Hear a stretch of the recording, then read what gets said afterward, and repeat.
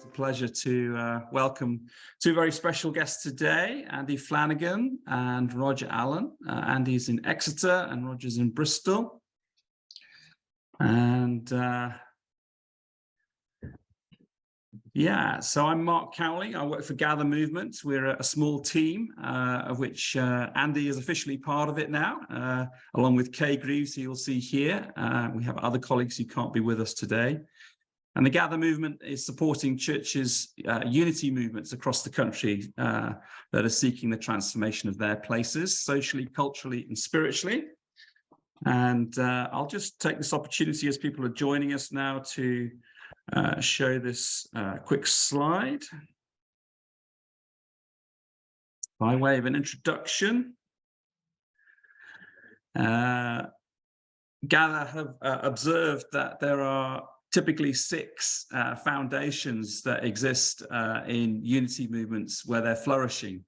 And we've been going around each of these foundations over recent months, exploring them and having people with experience speak into them for us, which has been so helpful. And Roger and Andy today are going to help us think about Christians in the spheres. And you can see on our diagram here, we've written it down as unity of Christians placed into the different spheres in your town or city, whether they be health, education, business, family, or so on. So Andy, let me hand over to you at this point and ask you to maybe just tell us what the spheres are, because I think whilst our little diagram here suggests that it's where the presence of Christians are working, actually the church needs to think of the spheres even wider than where just Christians are working. So Andy, over to you. Hi there, folks. Hi, Mark. Thanks very much, Mark. How is everybody?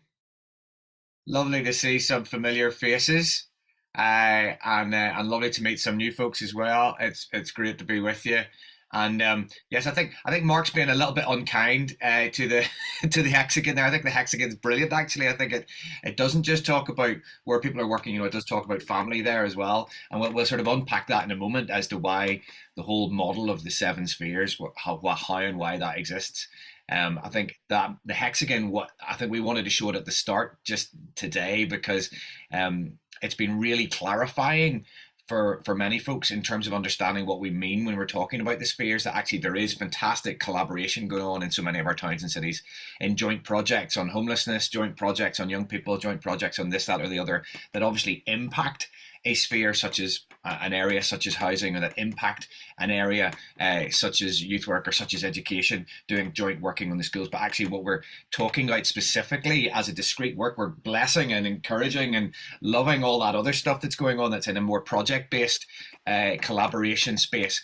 But actually when we're talking about Christians in the sphere, we're talking about individual believers, the church dispersed as opposed to the church gathered, not the church using its muscle when its people come together, but specifically it's the church dispersed, all the people of God in all the places where they spend all the rest of their week, their Monday to their Saturday, as well as so that involves people who are primarily involved in looking after a family. That involves people who are retired and whose front line, as LICC would say, is the care home they live in, or is their street, or is their neighborhood. But we're talking about releasing people, the church dispersed in all the different spheres.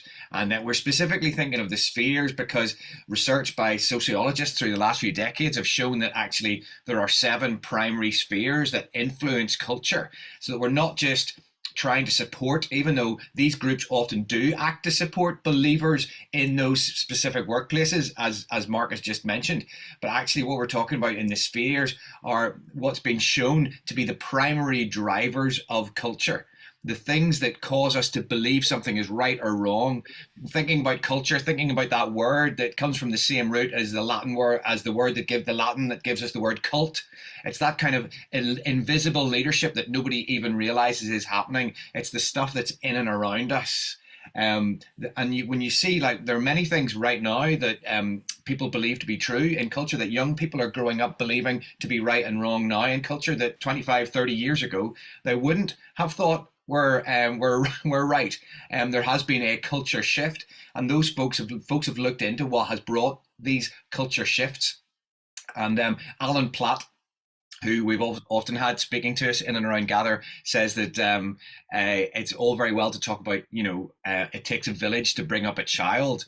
But his really key question is, but who's bringing up the village? Who is influencing what is in the ether, what people believe to be true or not? And it's been shown that the 7 primary drivers of those things are family and religion. They're 2 spheres still. They're still 2 incredibly important drivers: family and religion. The realm of governance, obviously, the realm of the arts, media, education, and business. Those are the 7 primary drivers of why we believe things to be true or not. And so we're talking about influencing those individual spheres, but we're also talking about how those profound spheres actually influence what our people believe. And so it's often, when I'm trying to make the case for releasing folks and being really intentional about how we release people and support them in the spheres, I'm often saying to church leaders, even if you don't believe in all this societal transformation stuff, even if you believe your job is only to disciple your people, actually, this is still the most effective way to do it. In a culture where people are seeing 350 different media messages every day, actually, we're kidding ourselves if we think we have the primary influence on our people with half an hour on a Sunday morning. Actually, the much bigger influence is what they're taking in all day, every day. And that's what's coming into them from the ether. That's how our young people are believing what is right and what is wrong. And so we desperately, desperately need to be influencing that ether, that culture. So that's why we're talking about spheres. We think that's why that's a really important holistic way to talk about it. And how we then support groups who are working in those spheres is a really important practical question. So anyway, that was just a kind of a framing of what we're talking about. But more than anything else, we wanted to hear and go round the room and hear about your engagement with the spheres and supporting people specifically working in the spheres, organising groups within the spheres. Roger and David have both been doing this, and we are formally sharing about their work later on in the program. So we'll just let them say hello, but they can share formally about their work later on. But from everybody else in the room, I wonder if it'd be possible to just go around and share how you've already interacted with this subject and what your questions are about it, what your frustrations, what your joys are, so that the next few minutes can actually be of use to us all, rather than just me ranting on, doing my stump speech, which would be fairly boring for everybody. But can we go round the room, and I'll just go in the order that I've got everybody. So can we start with Paul? Paul from Bristol. Hi, Paul. In fact, I know what you get up to, Paul. Yes. My history is social action, primarily homelessness and addiction, and I'm working with the churches to try and encourage greater social action and greater unity. As a summary.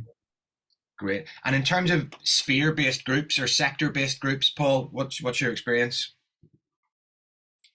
The social action, set up the Bristol Homeless Forum, so networking all the different groups, working with homeless people in the city. Great. As one example, also working with the asylum seekers and refugees and supporting those groups. Great.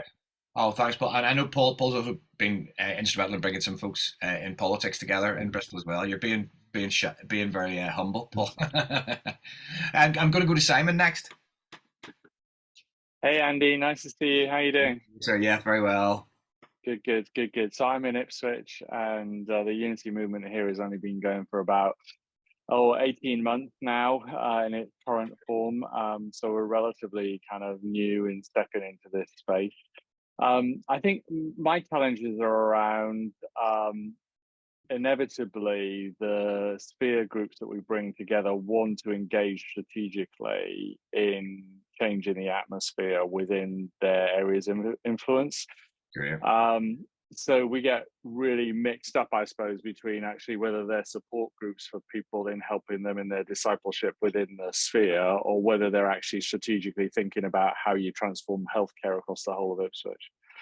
And I think that's a real tension to kind of hold. And to be honest, they've tended so far towards the let's set up a faith and health working group that's going to engage with the integrated care board and bring together GPs and health workers so that actually we can engage in transforming the mental health and well-being of people across the whole of Ipswich. And I don't think they've morphed into being as supportive as they could be of people in living out their discipleship on the front line in their daily work. So I'd be interested in hear other people's experiences really of how they've navigated that space. So how personal it is in terms of applying it to individuals' own work and life, and how systemic really and strategic it is in addressing large-scale problems across the town. So we're at early days. Our experiences have been around housing, around refugees and asylum seekers and welcome, around faith and health, and around social enterprise. Those are the kind of areas that we've been dipping our toes into a little bit, I suppose. Brilliant. Thanks so much, Simon. What you described there, I think, is a similar tension for many people. So that's really helpful. Really helpful. Peter in Bath.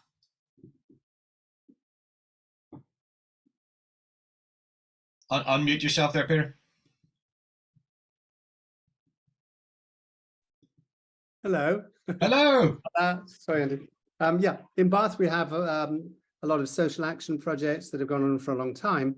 But I feel that what we're talking about here is different from that.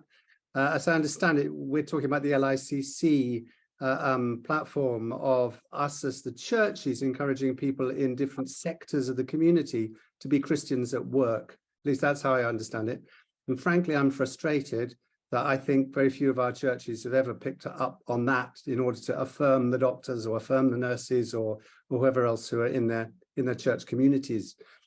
Personally, the only groups that I've attended have been in Bristol, on Bath being close to Bristol, which is the Christians in Science group, and I think that works very well indeed.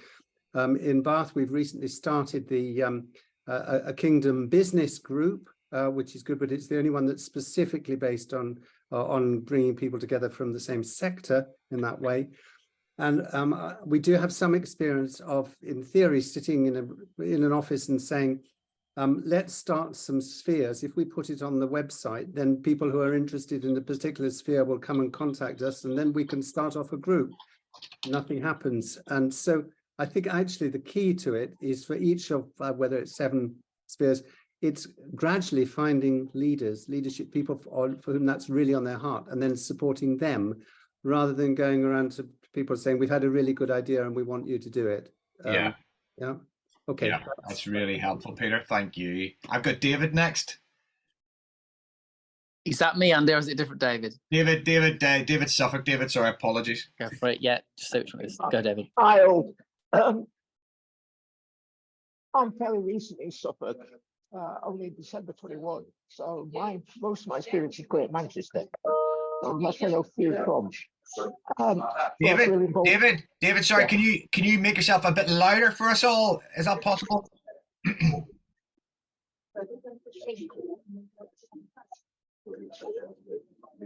No, I don't.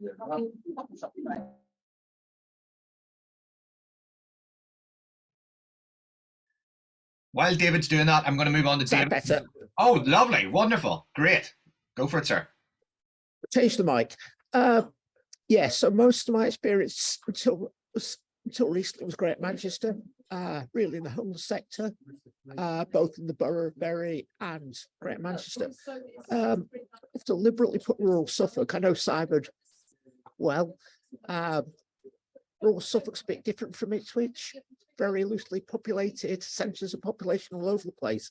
So really, I'm at the stage of trying to build connections and look at what Gather's been doing elsewhere and how we can help people bring the similar things into a rural, smaller scale where it's equally important, but communications, distances have problems, make it struggles. No, I hear you. Thanks, David. Thank you very much. That's so helpful. David and Carlisle. Hi, thank you. Uh,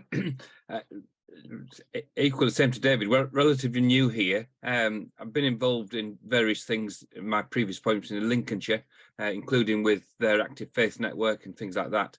So some broad experience.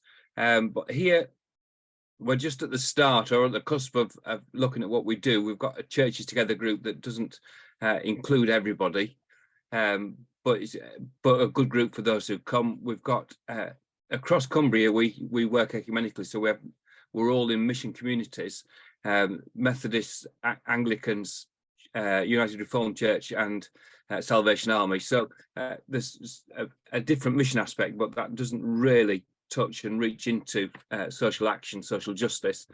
And then there are other sort of loose associations and churches that are doing some phenomenal things, but it's not integrated with everybody else, which means that they aren't having the reach that they could possibly have, and the other churches aren't benefiting or sharing in or supporting or encouraging or enabling that growth and that development and the impact.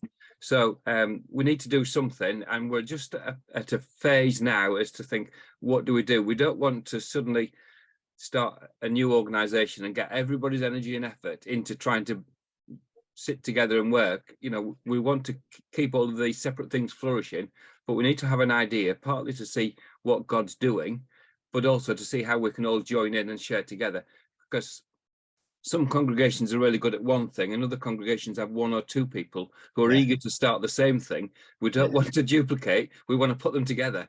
So I'm really at a listening phase, and see where that takes us. Thanks so much, David. And you illustrate one of the points that we often make when we're speaking to folks around the country, that actually in any given congregation, there will be maybe 2 or 3 teachers, there's 1 or 2 into politics, there are maybe 2 or 3 police officers, there are maybe 3 or 4 folks involved in the healthcare field. But you know, in one congregation, there's not the critical mass to form a meaningful group, which is why it makes total sense to be using Churches Together and Gather style networks, because across the 15, 20 churches in the town, there often will be the critical mass to form one of those groups meaningfully. In fact, there'll be more than enough.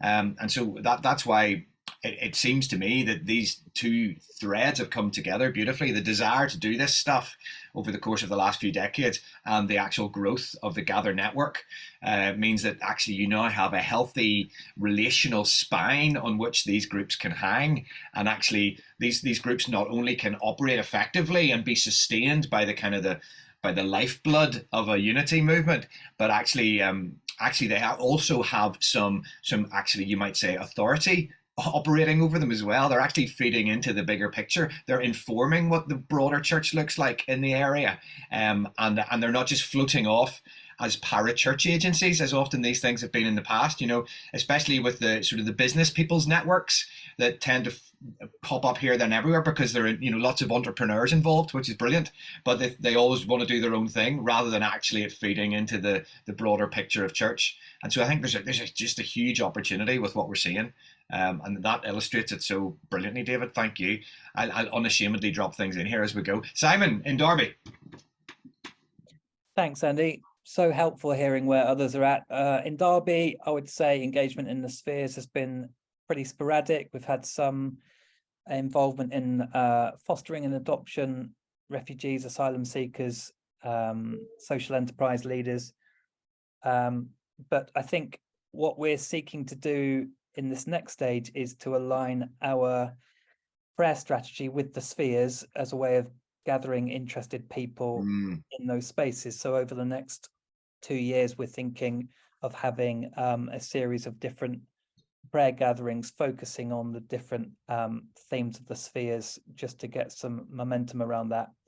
I'm also engaged in a project with the Multi-Faith Centre in Derby, with a mandate of building a faith alliance for the city.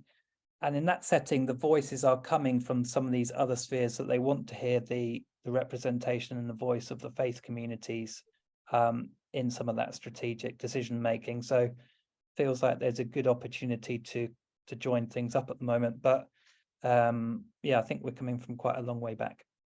Brilliant. Thanks so much, Simon. That's so helpful. It's been one of the things that's been really encouraging in some of the some of the sphere groups that have been emerging is that the actual sort of official attachment of intercessors to each of the groups.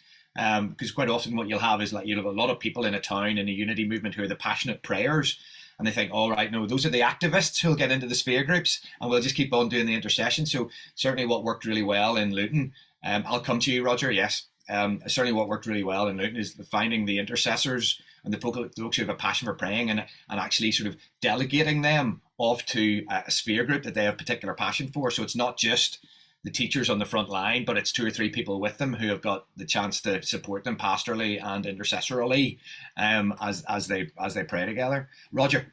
Andy, just ever so briefly, I think what we found in Bristol is a complete bottom line default across the spheres is that they pray together.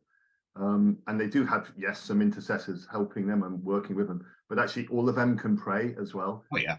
So that if there's nothing else happening in some of those spheres, they're hearing what they're sharing. As the sports guys go, they're sharing what's going on. They're sharpening each other, and then they are supporting each other. And a lot of that is just through prayer, hearing what they're doing, the great stuff that's going on, sending them out into the rest of the week. And so prayer, I've realized over these years, it is like the bottom line, underlying thing for everything. Yeah. Yeah, absolutely. Amen. That's really helpful, Roger. Thank you. Going to Steve. Steve Best. Yeah, I come in it a bit of a different way, I suppose. Over about 10 years ago, I heard a guy called Lance Wallanu talk about 7 mountains, and that being related to spheres and that as well. I've got a business and IT background, so the Lord's been directing me in those sort of processes. So I've started in the family and religion side of things, but come through to businesses, which is where I've been the last year, Christian businesses. I've run a business myself and got that skill set, but then that's extended in how to that's governed and everything else. So it takes you into the political side of things and governance as well. So yeah, I'm based in Northamptonshire, but I've been out to Cambridgeshire with Faith in Business. I think I saw you there, and up to Manchester as well for the Gather movement. So I'm happy to do the role God wants me to in connecting with the skill set I've got. And I've worked with different geographics at the moment rather than be in one place, because it comes with the nature of business process and IT. I can travel, but I can also do things, from afar as well. Brilliant. Thanks so much, Steve. And really, really helpful to mention the link. Lance Wallnow did an awful lot of wonderful thinking and preaching in and around this. And talking. Yeah, the other couple of things to mention is things like the new culture forum that's being put together at the minute. I don't know how much people know about that, and the Jordan Peterson things. There's lots of groups seeming to form together at the moment to solve the problems. So it's being aware of that. They're not Christian groups, although there's Christians in the mix. So the new culture forum is quite an interesting one to listen to on what we're looking at politically. Yeah, thank you, Steve. Thank you so much. And it's very, the mountains thing was a very helpful thing for people. I think as we've gone on, we've adopted with Gather, we've adopted more of the spheres language rather than the mountains language, purely because with the mountain model, it tended to put an emphasis on taking the summit. That actually the most important thing was to get the elite operators up to the top of the tree in politics and to the top of the tree, whereas we're really trying to do something that's very holistic and democratic in the sense of, we care as much about the folks who's working as a nursing auxiliary or cleaning a hospital ward as the person who's running the primary healthcare trust. We're wanting these groups to be as open to and saying that these people can be just as influential, and that's just so. And I think the usefulness of the mountain analogy for me, though, the positive is often talking and encouraging people who I would call the straddlers, the people who are like you've been, straddling the world of business and faith, or straddling the world of business and family. That actually, you can affirm people who are intentionally straddling 2 worlds, because it's actually quite an uncomfortable place to be. Because you can only get so far up one of the mountains to be able to straddle into the other mountain, which means you're not going to get the pay or the profile or the kudos that you would get if you were just going all the way up that mountain. So I agree with what you're saying there, because it was implied with the mountains you had to be at the top of the summit to have that impact from the top down, which is not true. Like you say, you can be in the sphere and have influence wherever you are at whatever level. Yeah. And we're talking about kingdom influence here. It's not all about impact and success. It's the kind of Genesis 1 representing his rule and reign, which sometimes will look like success and sometimes will look like failure, won't it? It's not that kind of, that sort of, we're not putting metrics on this. We're we're saying this is like everybody's stuff. Some of it will look very small, and some of it will look more impressively large. But actually, this is we're trying to put the kingdom metric on this rather than the kind of the world's metric on it, aren't we? Paula, can we hear from you? Yes, hi. Hi, Paula. So I'm based in Bexley, London Borough of Bexley. So we are involved in education. So we opened a school about 8 years ago now, and a second school in Southampton. And then we also run a local library, which is now a community hub and coffee shop. So we work with the local council. There's a really good unity where we are in the Borough of Bexley, but also borough-wide with it amongst the churches. Bexley Council, historically have not worked. There's lots of churches willing to do things, and we do a lot. There's a lot of unity. We run food bank where lots of the churches are involved in it borough-wide. The council aren't so good at working with churches. But saying that, we do work with the local council and for the local council. We also run a community project which involves all the churches in the local area, which has been going for 26 years. Pre-COVID had about 15,000 visitors over 16 days. So we have a lot of influence, and I'd say the churches in the borough are active. We're also social prescribers, so we're on their social prescribing network. They can prescribe to us. Great. But yeah. That's great, Paul. Thank you so much. That's really, really wonderful. Bless you. Bless you. And Jesse? Hi there. Yeah, I basically wanted to find out more about Gather and the spheres of society. I'm in Bristol too, and so I was really keen to hear more about it. Brilliant. Thank you. And Rachel? Hi, everyone. So slightly different perspective, a bit more niche. So drilling down to the specific sphere of family.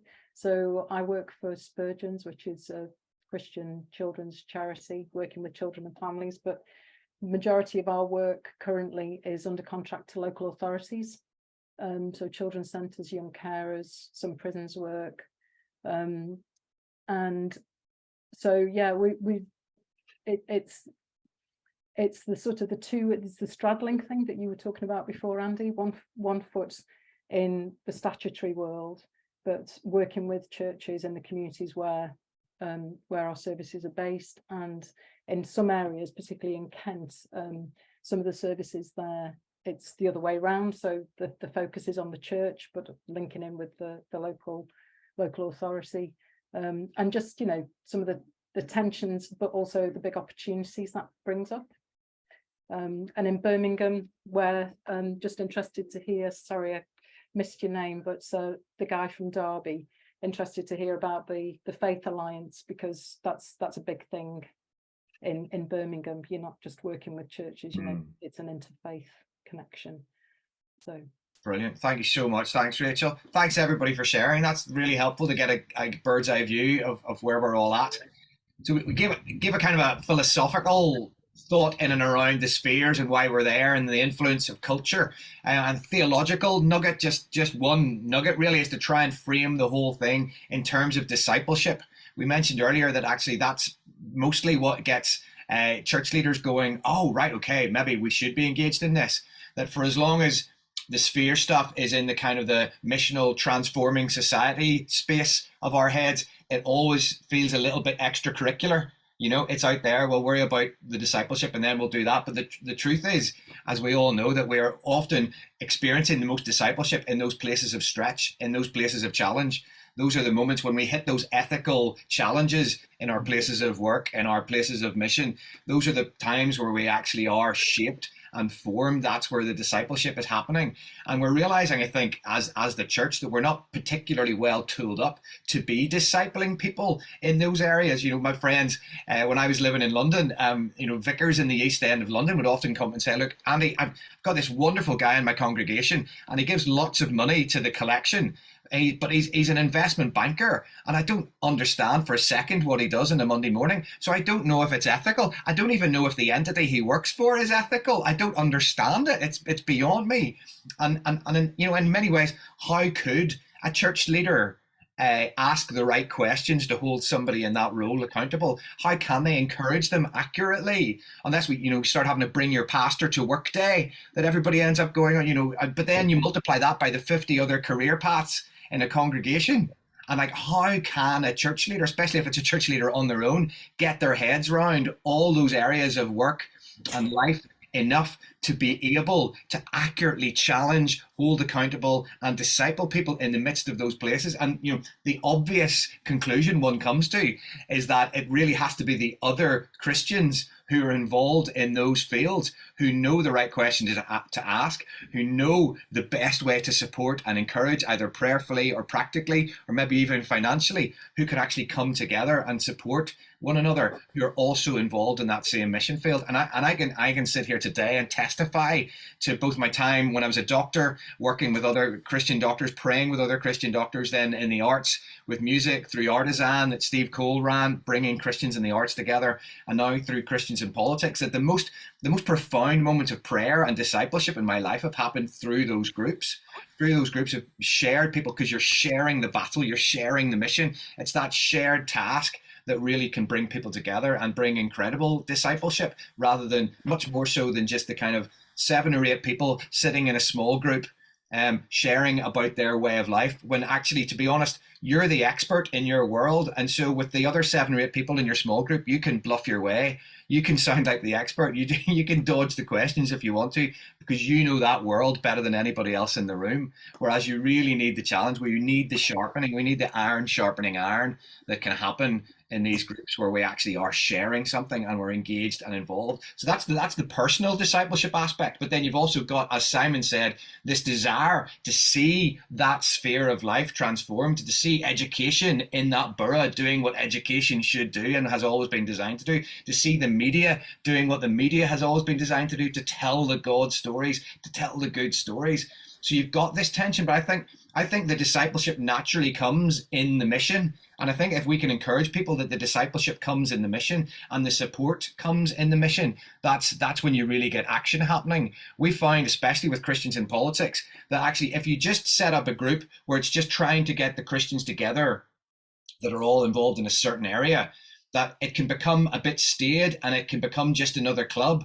But if you've got a shared mission of its folks who are actually engaged and involved and who are standing for seats and who are being candidates, then the energy that comes from actively supporting each other on that mission really changes something. It really clicks up a gear. And that might look different in each of the different areas and sectors, but I think there's something in that dynamic that's really important. And so we're really quite trying to seed a fairly simple idea. There's no rocket science to this, but we're trying to seed a fairly simple idea that's been shown to work in quite a few places around the country now, of trying to identify, getting church leaders together to identify some strong lay leaders in each of the spheres. And where you have strength, where you feel like God nudging you, it won't be across all the spheres, it won't be across all the sectors, but where you feel the wind of God blowing, where you feel the nudge saying, well, actually we have a kind of an accumulation of people in the world of education. We have an accumulation of the world in the world of policing in our city, in our town. Can we encourage and support getting those folks together to pray and support one another and to establish that group, but under the aegis, under the authority, you would say, of the Gather network? And appointing those lay leaders and identifying those lay leaders is a really key part of the story, because it needs to be somebody with a bit of expertise in that area, but it also crucially needs to be somebody who has a little bit of time to be able to do this and to be able to drive it forward.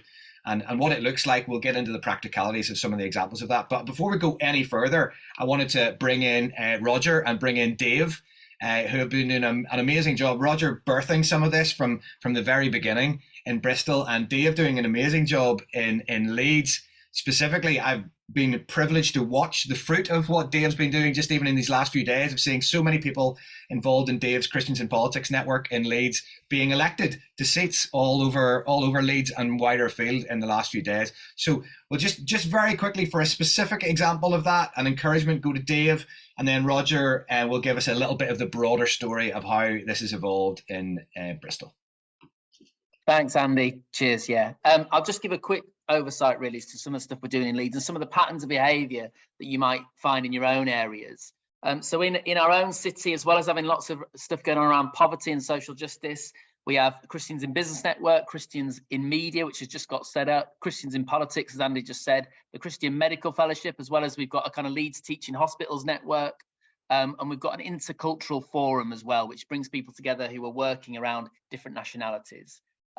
They're really good to do. They're not always easy and they are challenging.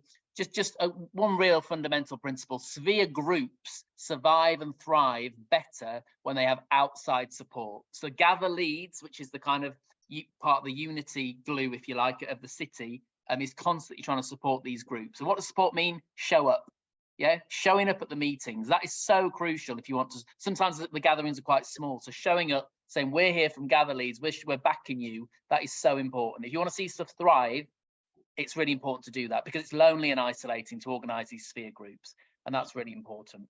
One of the biggest things I'd love to see is more mentoring going on, because I think that would be just such a fantastic thing. How, I spoke to one person in business, says, how can we help people in business mentor them? Have we managed to do it? No, we haven't, because we haven't got the resources. We probably even need someone to just to get a task on it in volunteering, or to do it as a paid worker. But that's something that we'd love to see develop, and something I'd really encourage you to think about.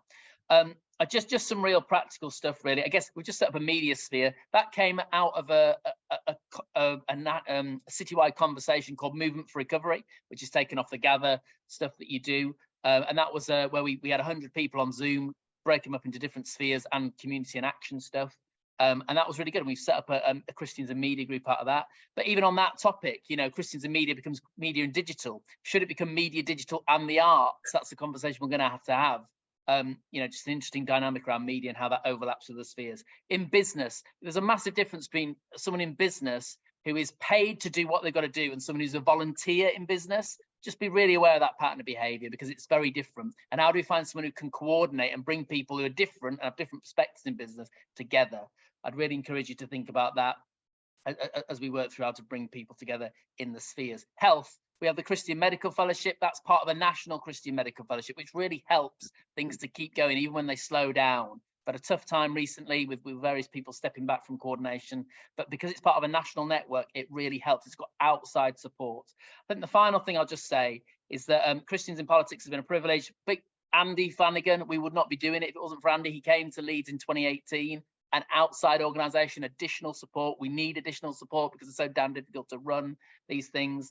Big thanks to Andy. But just some patterns of behaviour. We had one of our counsellors, Christian counsellor. She fought really hard to keep a school open, and it was absolute carnage. She had to go into the council chamber and vote against the school that she was trying to keep open, because she'd only just got elected as a councillor. She was going to lose the whip. Really challenging, really difficult. We prayed about it, and within about a week, the whole thing got overturned. 1,000 letters of complaint helped as well. And that local school stayed open. Queensway Primary School that I used to attend, but a Christian councillor fought like mad to keep that open. Just a couple of other reflections. We've had 2 Christian councillors having to go against each other, one a candidate, one a councillor, and a seat has changed hands from the Conservatives to the Greens, a pattern that we've seen nationally. Really tough. How do we work that out? How do Christians, work this out together when they've got to go against each other? It's not easy. But there's so much we're doing, but there's a long, long way to go, and it's not always easy. But very grateful for the opportunity to share. If you don't ask any questions, then you can go for it after. Hope that's all right, Andy. Sorry if I've gone over. Amazing. Great. We'll have you for a whole hour next time, Dave. I reckon that was amazing. That's amazing. Roger. Yeah. So Andy would know that I'm also passionate about LICC and the whole thing of whole life missional discipleship. So, and I think we've been connecting that a lot more really with the spheres recently. So the spheres has been going along for a few years, but bringing in the whole discipleship thing with various church leaders and churches who are passionate about that, it is something that I think will be an area for a lot of growth. So it is massively, as Andy said, about scattered folks, And yet I think the practical reality for us in Bristol, where we've not really had these sort of chances in the past to learn from everybody, we've just done what seems to be the thing to do, is so, for example, in the sports sphere, which wouldn't be one of the spheres which is most flying, if you like, and yet what we've got there would be something really precious that's happening, and Peter would know this actually because it links with the Bath guys, with somebody like Grant, with World Sports Ministries, but you also link the guys in Christians in Sport, and you also link the guys who are, you know, Christian skaters and surfers and so on, and you link the chaplains at Bristol City and the various clubs and so on, and you bring these guys together, and even if they haven't been able to do a great deal beyond getting together and praying and sharpening each other, you know that the world sports guys are out there on the sports fields in the schools, and they've got their camps, and they're seeing hundreds and hundreds of youngsters every year. You know that the Christians in Sports guys are doing this stuff where they're connecting with the sporty-minded folks, you know, in the clubs and in the colleges and so on. And you know that the skaters and the surfers are doing all this sort of stuff as well. And so even if a sphere isn't able to have that ideal of connecting those 80% of people who are sporty minded across your city, at least you're getting those who are most involved and passionate around it, getting them together, cheering them on, and they're doing the work. I think I would totally agree also that this has to go beyond just social action. So, you know, I think it's quite easy I guess the Christian community understands the social action stuff. So, you know, with the noise that we had last weekend, you have those sort of 700 volunteers from 45 churches with sort of 60 projects across 19 estates across the city. That sort of thing is happening. Now, I agree with what Andy's saying, that isn't the be all and the end all. It's all like gathered stuff of projects together. And yet I also know that that's where a lot of those youngsters, you're talking teenagers and so on as well, and families, that's where, from my own experience, and you hear it time again, that's where they get that passion for justice. And then the thing is to see, how does that passion for justice or kingdom of God spread beyond only the social action stuff, but into every other area of life? And so, yeah, it's an interesting one. I suppose it is with the social justice stuff that we're hitting more of the big policy issues, like with food poverty or with homelessness, you know, going upstream, and also just moving people on into housing and so on. So I think lessons from Bristol, similar to Dave, it's not just easy. I think you need to be passionate about your stuff. You need to find people who are passionate in their particular spheres. I think the spheres which have flown the most are with the people who have the most time and the most money. Maybe that's fairly obvious. Interesting. So yeah, so the social action guys have just flown because there's time and money. The arts guys has flown pretty much because you've got someone who's sort of early retired, and there's some funding there from the diocese, so they can do their little projects. They can connect with their sort of 325 creatives.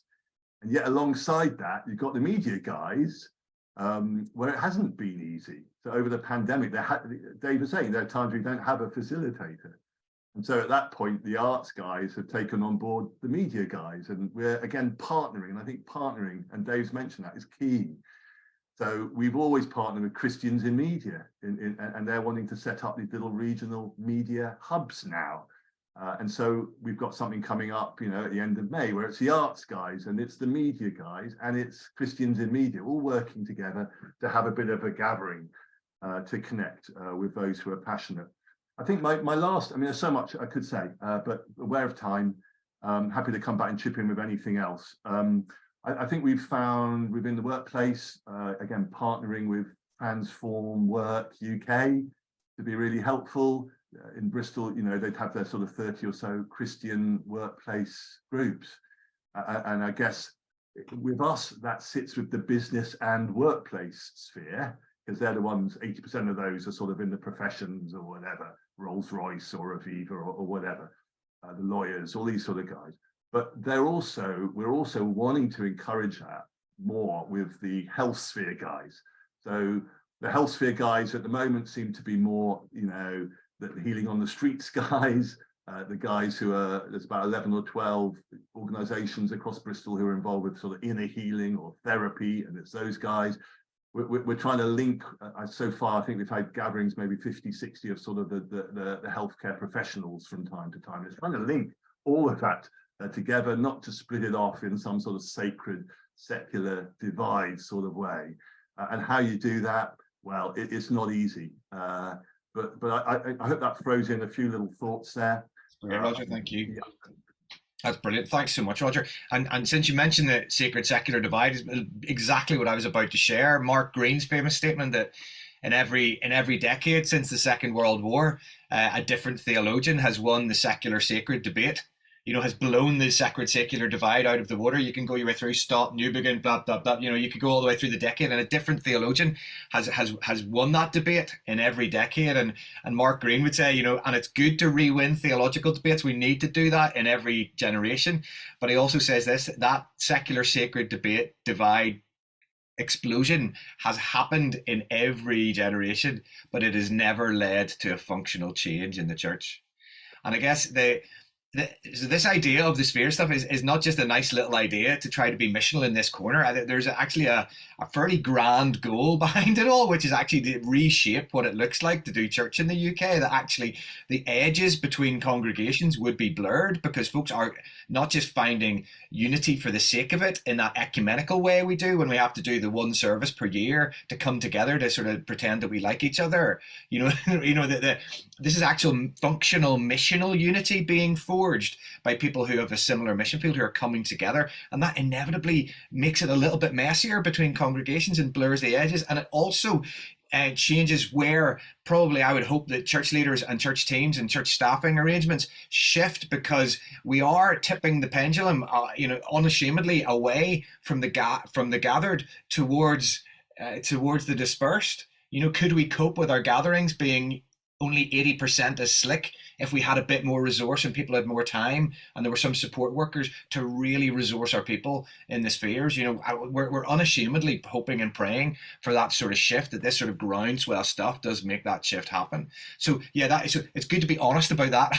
That's a grand, big, hairy goal for all this stuff as well, that we're not just talking about tinkering around the edges. We're really genuinely believing, and you know, especially in this post-COVID era, when all the church leaders who have been busy trying to put on the best possible show realize, gosh, we just don't have the volunteers or the resources anymore to put on the best possible show. So surely now is the time to focus less on the show and to focus more on resourcing our people, and not just resourcing them, but training them to be the best journalists they can be, to be the best teachers they can be, to be the best politicians they can be, to really do that sharpening thing. And I can see Roger's hand again. Yeah, and you're just wondering, in Bristol, I think the pioneering sphere, the one that the Christian community most readily understands, has been the social action stuff. And maybe that's been pioneering because picking up what you're saying of having a mission, to help transform across the city. And so I think because there have been some joint projects, whether that's recently like the warm welcome spaces, where across the city there've been about 80 of those, maybe 35 of those have been churches. And it's sort of breaking open this bigger vision where it's not just my church, but it's across the whole city. But I think the reality of that, again, is that although there may be 40, 50 churches now who have very much a city vision, we would say there's probably only about 15 of those churches who actually would say, we also recognize whole missional, whole life missional discipleship, where part of it is releasing and getting behind everybody in our congregation. Who are they? Where are they? How can we equip them to be bringing kingdom of God in education? And so I think the social action has pioneered the way for that. Yeah. And these others are sort of perhaps following in the wake. And I think it's totally understandable that is more accessible to folks, and it's certainly more attractive sometimes to us as leaders, certainly as church leaders, to have a tangible thing that you can say, we did that together. There's the thing, there's the building, there's the warm space, there's the project, there's the program, is far more tangible than saying, oh, there are maybe 17 teachers that are better at their jobs and are more empowered to be witnesses and to be representing his rule and reign in their schools. That's much less tangible. That's much more ethereal. But that's kingdom. you know, that is the truth. That actually we do want to be able to tell those anecdotal stories, but there'll always be anecdotal stories usually, as you know. But Dave happily has these wonderful stories to tell of these people actually being elected. But you know, 2 or 3 years ago, he didn't have those stories because people were just on their way and people were just getting slightly closer and slightly more engaged and slightly more involved. And so it's always going to be more alluring to have the project, the thing that we can say, look, you know, because that's the way, that's a sort of a good success model, isn't it? So I totally agree with you. And I need to go to Q&A because we're at 14:51 on my computer. So I think it's really important to make sure this is scratching where people are itching or not. So please come at us with your questions or your rotten tomatoes of heresy. Yeah, I see David just mentioning a comment. So do you just want to tell us in audio what you're about to say, David? David from Suffolk. Oh yeah, I was on a Citizens. Oh, we've lost you, David.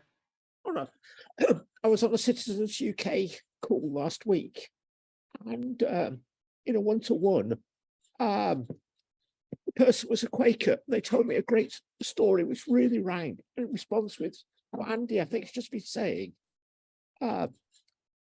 Quaker meeting, silent worship. Newcomer said, stage whisper, when does the service start? Twist response was, after the worship. And being a member of a church that actually does have a very slick worship, you know, countdown, if it goes over an hour, there's an inquest. I think what it really said to me is, wow, it's quite legitimate for us all to worship in different ways and different styles.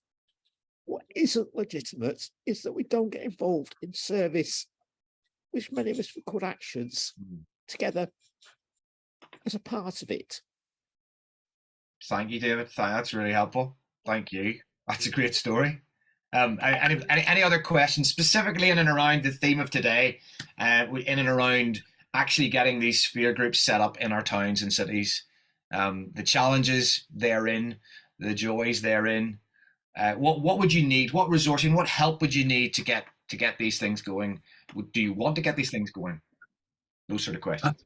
I think that's the question that I've got, Andy. Is it's been fantastic to hear about how you bring people together who share, you know, a common sphere. And I'm sure there's a real encouragement to people and a resilience building and an inspiration in terms of being a Christian in those areas. But there must be some common training support that we could give to every Christian who engages in the spheres. And what would that common training look like? And could we develop it? And so that's my question. Well, I'll open that to Roger and Dave. I've got a couple of ideas, but I'm keen to hear what has been the closest thing that you could say to curricula, so to speak, in the groups that you've seen so far, Dave and Roger. Go on, Roger, you go. Go on, Dave. Well, all I'd say is that some of the training I got, which was fairly broad, was actually Mark Green in 2015 at Manchester when he came to the Gather North conference, I think it was. And that was when we kind of got the idea, and shortly after that we met some Christians in business and set that up. I think you're absolutely right, Mark, and we could hammer that down and hammer out loads of ideas about stuff. I've tried to touch on a few different things, but I actually think a training thing to aim for that realistically, maybe even the end of the year or starting next year would be really good. Just one quick thing for you guys: if there's no sphere group in your town or city, maybe just try and get one going. In Bradford, I'm trying to just encourage them. They've got a Christians in Government thing going on, just within the civil kind of service. Start one. You don't have to do them all. Another thing is do a whole network event where you do bring people together. You can do it online and see how that goes. We did it with 100 people back in 2017 face to face. We did another one. We did another couple last year where you do actually sphere breakout rooms. They are really good at getting things started. But even if out of that just one happens, it can be really good to support that one. Sorry, Roger. Go on. That's cool. I think for me, the most useful resources in all of this are from the London Institute of Contemporary Christianity, LICC, with that whole life missional discipleship. So encouraging disciples in the whole of life, every sphere. I mean, it depends what your language is. So I think whether that's for individuals out there, the whole sort of fruitfulness on the front line, but also growing on the front line is good. How to be resilient out in the reality of work.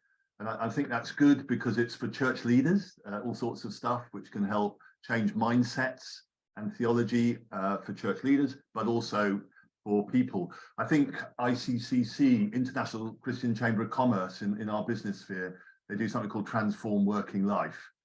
That's online, so I'd recommend that anytime. And then finally, the head of Bible Society, so he's very much linked with Gather, a guy called Paul Williams. He's done a course called Reframe when he was at Regent's College in Canada. So Reframe, and I'll finish by saying this. For me, it's the most holistic. It's like the whole biblical worldview, the big picture, creation, fall, redemption, new creation. But it earths it in a way that I've not seen elsewhere in the spheres, in the business, in education, in the different aspects of life, in the reality of life. So those were some training that I'd recommend. And yeah, we want to do more of that in Bristol, particularly for our younger guys. That we've suddenly realised we're all sort of 10, 15 years older now. And you know, we need more training. So yeah, praying for that in Bristol would be great. Great. Any last questions from folks? We're heading towards the hour, so just any last thoughts? Questions, Steve? I think it's interesting talking about the training and everything else, because I think when you go back to the scriptures, it was always about coming together to stir one another up in the love for God and to go out and let your light shine in the workplaces, in education, wherever it might be. And for whatever reason, we've drew everybody in and then done church activities as opposed to equipping the people, which is being referenced with LICC, ICCC and everything else. But it's really to get that into the churches, because if that's happening within each place we gather every weekend, that's really going to have the impact in those spheres from the bottom up. So it's what's happening with our training, or what has been happening that hasn't been equipping people for the workplace or education, and has been, you know, the right intent in a way, but have kept it as activities that nick more people's time, where most people's time is in their workplace. So yeah, that's what I'm afraid about. That's really helpful, Steve. And the thing that I was about to say was that actually the more generic training of that nature that happens actually in the main body of the church, the more specific and released the actual sphere-based group can be, because there will be specifics that are only applied to that sphere. So the more of that that's going on, the more you can release and be specific. I think, David, if it's really quick, Mark's wanting to tie up. So can you give us 15 seconds? David Patterson. Yeah, just one key difference is the mobilizing of people to go out there and be who they are in the workplace. And then the actual, how do you bring people together, often from different backgrounds? You look at politics, it's a very diverse field, and that might need some specific training on. I think that's maybe what Mark was alluding to. But yeah. And certainly the separate national entities, that's where the support from the national entities can really kick in, whether it's CMF, Christian Police Association, Christians in Politics. That's where some of that specific training can really help. Anyway, Mark. Guys, everybody, you've been absolutely fantastic sharing your thoughts and insights. A really helpful session. And